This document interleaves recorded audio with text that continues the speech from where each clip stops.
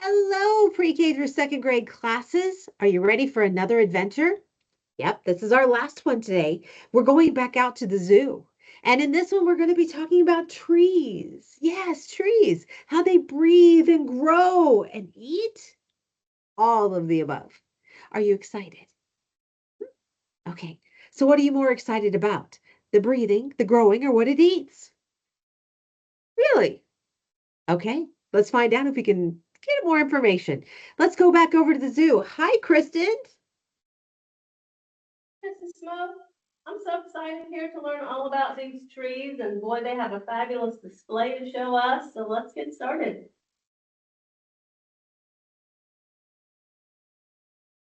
Hi, Randy. Hello, I'm Randy Hall, and we are Master Gardeners from the Sedgwick County Extension Master Gardener Program. We are here today to tell you how trees grow. Marilu will explain how trees drink. Ben will tell you how trees breathe, and I will show you how trees grow. By the end of this presentation, you should understand that trees are living things just like you. And they drink, breathe, and grow just like you, but in very different ways. Marilu, would you show us how trees drink? Hello, I'm Marilu, and I'm going to show you today how trees drink. Now, a tree is alive. Did you know that a tree was alive? It's alive just like you and I. And to be alive, we need water and we need food and nutrients. And so I'm going to show you today how they drink water. A tree, when you look at a tree, it has bark, has a trunk, it has branches, it has leaves on the branches. You can see over here. And then underneath, that's what you can see. Now, underneath the tree is what we call roots. Look at all those roots underneath the tree. And as you can see, the roots don't go straight down. They go side to side, and sometimes they reach way out past the tree. Now, the roots are only about 12 to 24 inches in the ground, and the roots on the tree are just like your feet. You put your feet in the ground, under the ground, and you're not going to blow over, are you? You're not going to, the wind isn't going to knock you over. So that's what the roots do for the tree too. Give it some stability, but also it gives them some food. That's different. Your feet doesn't give you food, does it? You don't get food through your feet. So this now is a cookie. It's a tree cookie, what we call. And it is a portion of the tree that was cut. Maybe this was a branch, maybe this was the trunk. Around the tree, and you all know that, around the tree is what's called bark. And a bark is a protection for the tree, just like your skin. Your skin is a protection for you, it helps. The bark is not alive, but right underneath, and here's another picture too. Here's the bark, and then you see right underneath here is where it's alive, and it's called the vascular cambium, and it's made up of xylem and phloem. Now, the xylem is a wood tissue, and these two things, the vascular cambium, they're like straws where you can, water goes up and goes down. And I'll show you over here. This is like a bundle of little vascular cambiums. This is around the tree, and see, it's open, a straw's open, so the water can go up.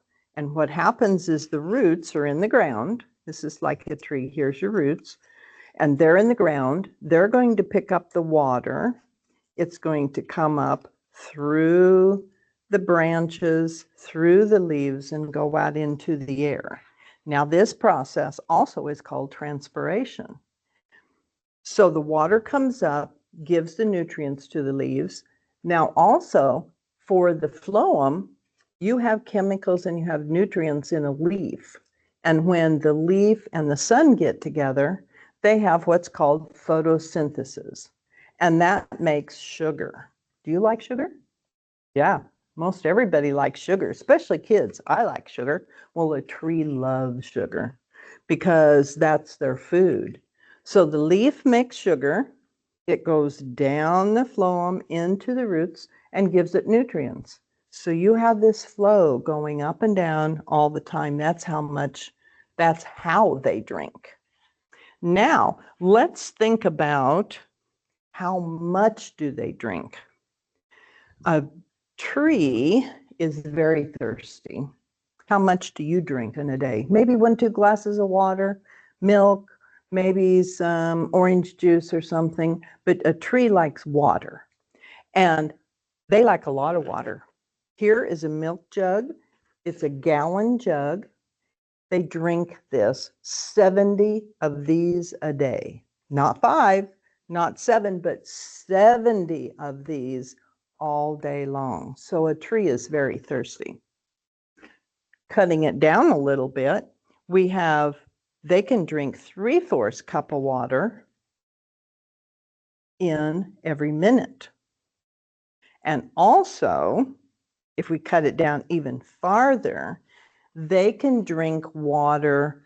This is 3 ounces of water, and they drink that in every 10 seconds. Now, if I was a tree, let's see if I can drink water in 10 seconds. Maybe you can try that in your classroom for an experiment. Okay, you take your 3 ounces of water, and now I'm a tree, and I'm going to drink that water. Let's turn the 10 seconds on and see if I can do it. Okay, here we go.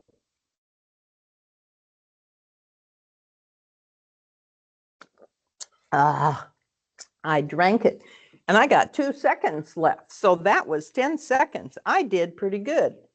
Okay, now the thing is with the tree, you would have to do that the next 10 seconds, then the next 10 seconds, then another 10 seconds. And you would have to do that all day long.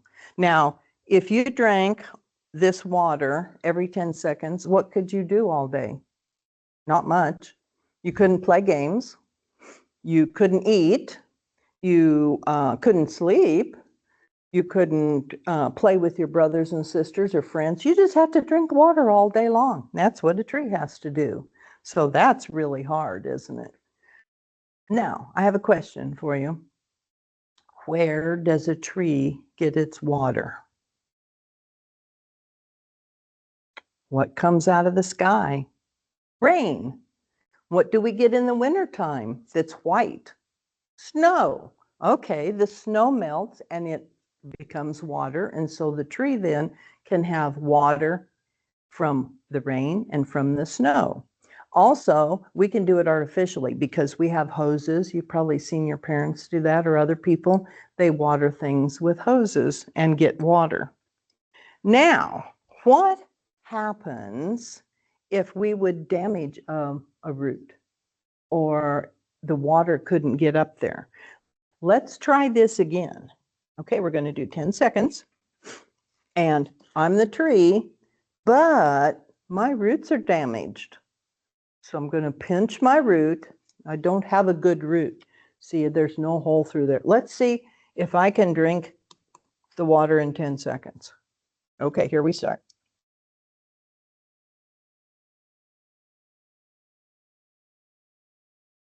I can't get anything. I still have water in there. I have water in the ground. And the tree didn't get anything. So what happens to the tree? What happens to the leaf? Well, sometimes when they can't get water, the leaves curl up. You've seen that. Or if they don't get enough water, the leaf will die. And in a drought like we're having now, we might even have some trees that don't make it and they die. Now, what's a situation that would happen where a root would not get any water? And we just said a drought where we don't have any rain, don't have any snow, or very little. Something else, I told you, that we have a tree is alive. And so we have to be very respectful and careful for a tree because right underneath the bark, it's living. So if we bang it with our baseball or we ran our bicycle into a tree, well, that wouldn't be very nice. That would be like hurting the tree, and it would damage some of these straws, some of this vascular cambium. Also, if we would dig around the tree and damage the roots, or sometimes if we drive over them and we're real, the car is real heavy, or we do it so many times, we hurt the roots. So we want to make sure that we're nice to a tree because they need lots of water. So I want you to remember a tree is alive. And how much water does it drink a day? 70 gallons it drinks a day. How does it get its water? Through the vascular cambium, which is alive. So I hope you enjoy that. Thank you, Mary Lou. We're gonna come over here. Learn some more about how trees breathe with Ben. Hi, Ben. Hi, I'm a living thing. Are you a living thing? Hopefully you're awake. All living things, whether they're humans, animals, or trees, need oxygen. And so what we're going to talk about right now is how do trees breathe? Trees have leaves, and with the leaves and also in the limbs, there are things that are called stomata. And the stomata are underneath the bottom of the tree. I'll put it back down here maybe so it won't move around like a leaf in the wind. But the stomata are underneath that, and it's like your lips. You know how your mouth will open and close? A stomata will open and close as well. And so a stomata, when the tree wants to breathe, it'll breathe in CO2 and it'll undergo photosynthesis. The chlorophyll in a leaf is where the photosynthesis undergoes. The CO2 with the water that comes up from the roots, like Mary Lou described, the CO2 and the water react and they make sugars, the sugars she described. The sugars go out to the leaves, the trunk, and the roots, and that's how the tree gets its energy. But what the byproduct is from photosynthesis is oxygen. Oxygen is the key to life for all humans. And so trees are very important for us. Humans breathe in oxygen. We use it to convert sugar into energy, and then we exhale CO2. And then the trees take that CO2 from us and animals, and they convert it back into sugars by taking the CO2 in and do the photosynthesis. So it's kind of the cycle of life where the trees and humans and animals work together. The stomata, though, they're open during the day, and that's when the photosynthesis occurs because photosynthesis needs light. And so that's where the leaves are working to convert the CO2 into sugar. At night, the stomata close up, just like if you're underwater and you want to hold your breath, you close your lips. That's what the tree is doing. In times of drought, trees will also close their stomata to keep the water in because Mary Lou talked about transpiration. The stomata will release some of the water that the tree drinks and it will go out. It's kind of like you breathing out when you're sitting next to a mirror or you're in front of a mirror and you breathe on it when it's cold and you can see your breath on the mirror. That's the water vapor that you're exhaling. A tree will exhale water vapor. And so in times of drought, to conserve water, the stomata will close. We have in this jar, we took some leaves from a mulberry bush and put it in there. We just cut it right before this class. And you can see a few bubbles where the stomata are still open because we cut it in the daylight, and you can see some bubbles, and that is the oxygen that's coming out of the leaf. It's pretty exciting, though, that everything on the earth is working together. That's why when Marilou talked about protecting the trees, not damaging the roots, not damaging the trunk, it's very important. The stomata, you can see them on a branch. Let's put this right here, and you see the white things that are right here. These are visible for a human eye. This is from an ash tree. This one is from a saucer magnolia tree. You can see those.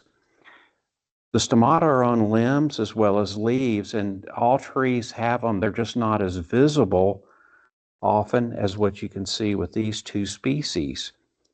Now, we have some evergreen needles, and they're just like normal leaves, but evergreens are kind of unique in that they will have some very visible stomata. But when we're looking at them right now, you can't see the stomata. It's not visible to the naked eye like it was on these limbs. So we're going to put a magnifying glass and see if we can't see anything. And I can't see anything, and it's not picking it up on the camera either because they're still not visible enough. And we can't do it with the camera, but when you look at this microscope, that'll magnify it about 2 orders of magnitude, about 100 times. You can see that you see the stomata on the spruce leaves, the spruce needles. These lines of white dots, those are the stomata. And they are very, very important for how a tree breathes. They open and close to maintain moisture levels and to get the CO2 in and to release the oxygen. How much oxygen does a tree make? Marilou talked about 70 gallons of water is what a tree needs to drink in terms of water. Is it more or less than that 70 gallons that's produced? Talk about it in your classroom. Is it more or less? It's slightly more. About 72 gallons of oxygen is made. A human needs about 100 gallons of oxygen a day, so we need to take care of our trees because we need more than one tree as a buddy to make enough oxygen for us to live. So we need more than one, so we need 2 or more. So trees are very important to us to minimize the amount of CO2 in the atmosphere and to maximize the amount of oxygen. And so when we talk about global warming, things like that, or the CO2 coming into the atmosphere, trees and plants are very important to convert CO2 back into sugars and to convert it back into oxygen. So that's very important for us. Now, Randy's going to talk about how trees grow. Hi, I'm Randy again, and I'm going to tell you how trees grow. Now, most of you have probably walked through a park or in your backyard, and you notice that some trees are bigger than other trees, some a lot taller, some shorter, some bigger, wider. They all come in different shapes and sizes. Now, what I'm going to tell you is how that happens. And if we go over here to our little chart here, trees grow larger in 2 ways. First, trees grow taller from the tips of their branches and deeper from the tips of their roots. That's how they grow tall. Trees grow wider around from new rings of growth formed in the tree cambium. These rings show us the age of the tree. The lighter and wider rings show faster growth during favorable growing conditions in the spring and early summer. The thinner and darker rings show slower growth during later summer and fall, often when water is less available. Now, I have a tree cookie. This is what they call these. And you might see these sometime, but if you'll notice, all of these rings in here are the age of the tree. Some are lighter and some are darker. And just like it says, the lighter are the growth during the spring, and the darker are generally in the late summer and fall. Now we can tell the age of this tree if we move over here.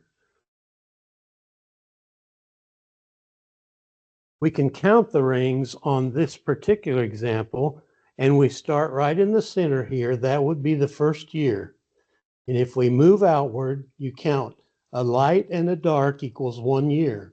So if we count there, 1, 2, 3, 4, 5, 6, 7, 8, 9, 10, 11, 12. This particular example is 12 years old. Now, as you can see on this example right here, this is an Osage orange tree, and we've actually labeled the different rings on it, which starts in 1960 and it moves to 2024. So this particular tree is 64 years old. And that's how you tell the age of a tree. If you're walking by and see a tree that's been cut down, why, you can look at it and you can count the rings on it and you can tell how old that particular tree was. And here's another example over here, a bigger tree. And you do the same thing here. You start in the center with 1, and I'm not going to count these, but you count outward. A light and a dark equals 1 year until you get clear here to the edge. Now, the edge of this tree is what they call the cambium, which is the living part of the tree. And that's what grows each time to make these rings to make the tree bigger around. So like they've said before, you take care of these trees because you can damage these trees if you run into them, or if you throw something at them, throw a rock at them or whatever. They can recover, but it doesn't help them, and they live just like you do. Once again, the growth, here's a small branch that I'm holding, and if you look at the very tip of this branch, that is where the growth happens that makes the tree taller. Now, we've used some pretty big words here today, and maybe you have questions about them. But we've presented how trees breathe, drink, and grow. And I hope you've learned something from it. And if you have questions, why, we'll be happy to answer them. All right, teachers, this is where you go into the chat. If students have questions from the classroom, we would love to answer them. And while the teachers are gathering those questions, one question that we have is, how long does it take to become a master gardener? Well, the Master Gardener program, you apply to get into it, first of all. They usually, this past year, I think they had right at 90 applicants, and they usually accept about 35 or so. And they go through a set of intern classes, which start generally in September and go through the end of November. And it's a class every week, and it's morning and afternoon. And you learn a variety of things about plants, trees, insects, just a lot of information. And most importantly, you learn where to find the credible information about that. So in answer to your question, it takes generally about 6 months to go through the classes, but I started in 2021, and I by no means know everything about gardening, but I think there's about 350 master gardeners in the program, and we all work together and do a variety of things, and you generally will see us in the community doing presentations like this, other presentations at different events on different subjects, and they're very active in schools giving presentations on a variety of subjects. Wonderful. Well, that's all the questions that we've been asked. We want to thank you for your time today. And thank you for having us. And everyone have a great rest of your afternoon.